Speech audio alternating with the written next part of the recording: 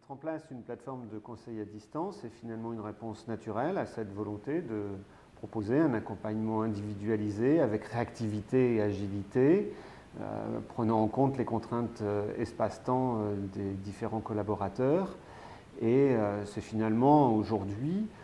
une façon de réduire la distance puisqu'elle permet une forte réactivité dans cette relation de coaching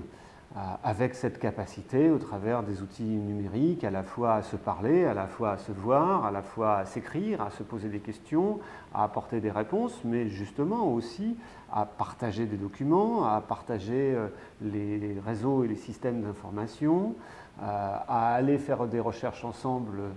sur le net à l'instant T. Donc aujourd'hui, on a absolument toutes les capacités avec ce type de plateforme à avoir un échange construit et complètement enrichi.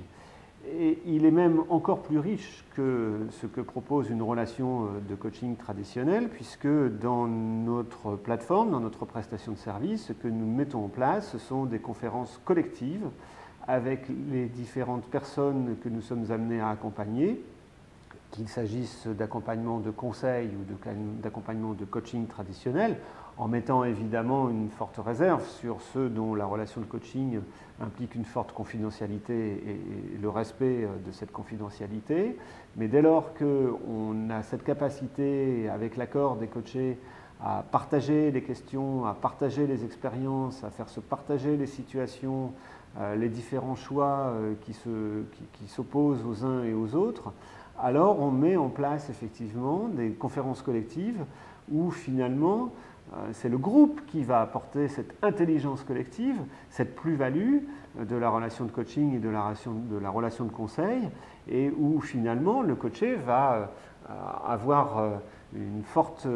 marge supplémentaire de choix, de prise de décision et finalement d'autonomie, où il est acteur de sa propre position, de sa propre posture, et où le coach est un animateur, un conseil, un fédérateur de talents, et finalement on est dans une démonstration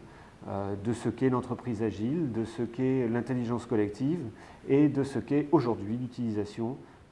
des outils du digital.